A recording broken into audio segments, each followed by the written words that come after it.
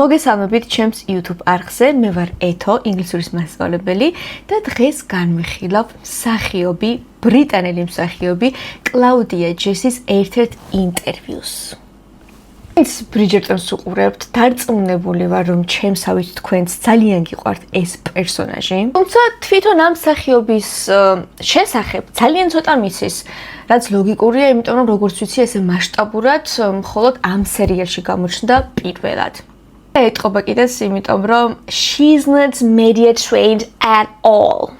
გასწავლით ძალიან საინტერესო ფრაზებს, რომლებიც შეგიძლიათ გამოიყენოთ spoken English-ში და ასევე ვეცადოთ, რომ ცოტათი დავამუღამოთ ბრიტანული აქცენტი. რადგან კლაუდია ჯეს აქვს სუფთა წმინდა წყლის ბრიტანული აქცენტი. I grabbed a coffee from near the hotel and I was standing outside and like 3 construction workers walked past. Grabbed a coffee და ზოგადად grab ნიშნავს ხელისან პირის ტაცებას რაღაცაზე. მაგალითად, the dog grabbed the bone. ძაღლმა პირის ტაცა ძვალს. მაგრამ ამ შემთხვევაში, ამ წინადადებაში, რადგან ყავასთან დაკავშირებით არის გამოყენებული და ეს ფრაზა ზოგადად არის ძალიან გავრცელებული spoken English-ში, არის რომ აი უცებ ყავა ვიყიდე, ყავა ავიღე და წავედი სადღაც. I am going to grab a coffee and go to work. And I was standing outside, გარეთ ვიდექიო, ყავა ავიღე, გარეთ ვიდექიო, and like 3 construction workers walked past. სამმა მშენებელმა ჩამიარა გვერდითო. Construction არის მშენებლობა, მაგალითად, როცა გვინდა თქვათ, რომ რაღაც შენდება. The new theatre is under construction. ახალი თეატრი შენდება. მაგრამ construction workers უკვე ნიშნავს მუშა, მშენებელი. ხოლო walked past ნიშნავს გვერდით ჩავლა. He walked past me without saying hello. მან მოგვერდით ჩამიარა მუსალმების გარეშე. And then one of them went, "Nah, I would have choked the guy and watched him turn blue." I thanked God that day. And then one of them went, "Yeah, I would have choked the guy and watched him turn blue." One of them went, არის ძალიან informal spoken English და went ამ შემთხვევაში ნიშნავს თქვა, ანუ ერთ-ერთმა მათგანმა თქვა. რეალურად ხო went არის go-ს წარსული ფორმა და ნიშნავს წასვლას. მაგრამ ძალიან არაფორმალურ სასაუბრო ინგლისურში, როგორც ამ წინადადებაში ამბობს კლაუდია ჯესი, ნიშნავს, რომ ერთ-ერთმა მათგანმა თქვა. One of them went like, "I would have choked the guy." მე იმ ვიღაც ტიპს დავახრჩობდი and watch him turn blue. და ვუყურებდი როგორ ლურჯდება. Choked someone ნიშნავს, რომ ვიღაცას ყელში წვდე და დაახრჩო. ბუდებს დამატებული past participle, ანუ ზმნის მესამე ფორმა, ნიშნავს წარსულის პირობით ფორმას. ეს ფორმა ხშირად გამოიყენება მესამე conditional-ში, როცა ვსაუბრობთ ისეთ რაღაცაზე, აი რაზეც რომ წარმოვიდგენთ, რომ აი წარსულში ესე რომ მომხდარიყო, ესე და ესე ვიზამდი. ანუ რაღაცას წარმოიდგენ, მაგრამ რეალურად ეს რაღაც არ მომხდარა. ერთ-ერთი მუშა ამბობდა, რომ აი მე იმ ვეღაცა ტიპს დავახრჩობდი და ვუყურებდი როგორ ლურჯდება, მაგრამ არ დაუხრჩია და არ უყურებია როგორ გალურჯდა. მაგალითად, ჩავსვათ სხვა კონტექსტში იგივე ფორმა. If I had seen him, I would have talked to him. ის რომ მენახა, აუცილებლად დაველაპარაკებოდი, მაგრამ არ მინახავს და შესაბამისად ვერ დაველაპარაკე. I thanked God that day. ღმერთს მადლობა შევწირე, მადლობა გადავუხადე იმ დღესო. რომ იმ კაცმა ვიღაცის მაგივრად მიერ დამახრჩო. I actually broke my wrist during season 3. Do you what? Because I do all of my own stunts. I actually broke my wrist during season 3. Actually ნიშნავს სინამდვილეში wrist არის მაჯა. სინამდვილეში მე ჩემი მაჯა მოვიტეხე მესამე სეზონის განმავლობაში. ანუ სერიალის მესამე სეზონს რომ იღებდნენ, მაშინ მოიტეხა მაჯა. I did all of my own stunts. Stunts ნიშნავს რაღაცა ტრიუკი, საშიში ტრიუკი. ან ფოქუსი.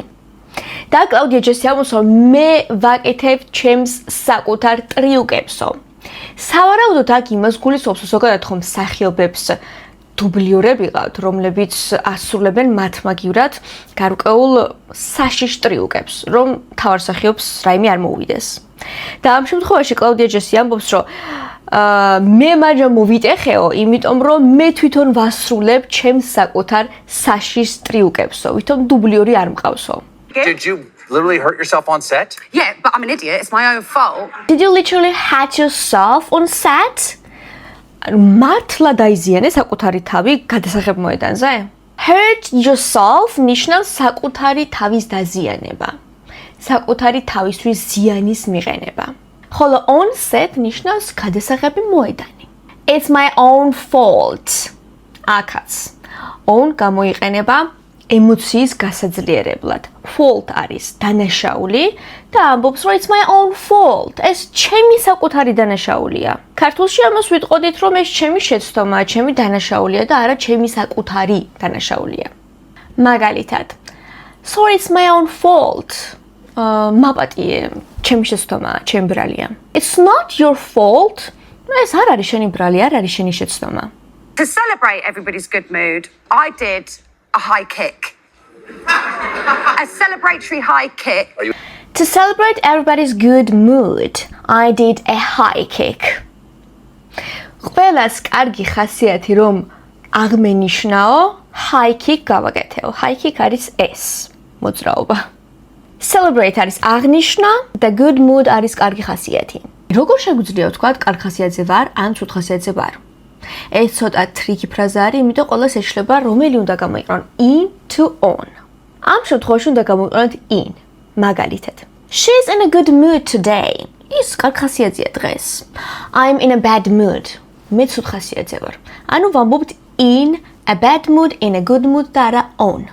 A celebratory high kick. საზეიმო, სადღესასწაულო high kick გავაკეთეო. Are you a dancer? I'm not a dancer. Dancer, dancer. განსხვავება ნახეთ. ამერიკულში ამობენ dancer. Dancer. ხოლო ბრიტანულში ეს სიტყვა ჟღერს როგორც dancer. I'm not a dancer. და ეს არის ძალიან საინტერესო ფრაზა და აქ დაინახავთ ბრიტანული ინგლისურისა და ამერიკული ინგლისურის განსხვავება ძალიან კარგად და ეს არის ერთ-ერთი ყველაზე მთავარი განსხვავება ზოგადად ამ ორ აქცენტს შორის. ზოგადად, როდესაც ბრიტანულში გვაქვს ღრმა a ენას უკან ვწევთ და ვაგრძელებთ a dancer, dancer. ამერიკულში კი ხშირ შემთხვევაში გვაქვს a-ში ეს სიმბოლო. Dancer? Dancer. რადგან ჩვენ თვითონ ეს ასობგერა a-ში არ გვაქვს ქართულ ენაში, ხშირ შემთხვევაში გამოთქვენ როგორც ან ეს, ან ას, იმიტომ რომ რთულია ისეთი ასობგერის წარმოთქმის ტექნიკა იპოვო, რომელიც შენს საკუთარ ენაში არ გაქვს და არ იცი როგორ უნდა წარმოთქვა. ასევე ამერიკულ ინგლისურში რუებს ამბობენ, ხოლო ბრიტანულში რუები არ უყვართ და არ ამბობენ განსაკუთრებით სიტყვის ბოლოში. And then I landed on my wrist. I landed on my wrist. Landed on something ნიშნავს რაღაცაზე რომ დაიცე, რაღაცაზე რომ დავარდე. ეს მომისად ამბობს რომ ჩემს მაჯაზე დავესიო. He landed on his back. ზურგზე დაეცა. She landed on her knee. მუხლზე დაეცა. And then I remember being like, I remember being like ეს ძალიან spoken English-ის ფრაზა არის და ნიშნავს მახსოვს ვიფიქრე, მახსოვს გავიფიქრე, რაღაცა. everybody was laughing, which I'm glad. I would have hated silence. That's not good. Glad არის მოხარული იყო რაღაცაზე. მაგალითად, I am glad to see you. მოხარული ვარ შენი ნახვით. დაწუნებული ეს ფრაზა ხშირად გაგიგიეთ. I would have hated silence. სიჩუმე ძალიან არ მესიამოვნებოდა, ძალიან შემოწუხებდა. ესეც ის ფორმა არის, რაც ეხან აგიხსენით, would have და ნის მესამე ფორმა. Sure. So I was like, no, this is fine. And then suddenly I heard ringing go from this ear into this ear. And suddenly, and I was like, oh, I'm going deaf. I'm going deaf. And then I was like, oh no, I've broken my wrist. I was like, ეს ასევე ერთ-ერთი ყველაზე გავრცელებული spoken English-ის ფრაზა არის, რომელიც რომ გადმოვა ქართულად იქნება ვიფიქრე, გავიფიქრე, ვთქვი. მაგალითად, I was like, no, this is fine. ვიფიქრე, ვთქვი რომ არა, ყველაფერი რიგზია. I had ringing. Ringing ამ შემთხვევაში ნიშნავს წუილის ხმას. ანუ რომ დავეციო, წუილის ხმა გავიგონე ყურებშიო.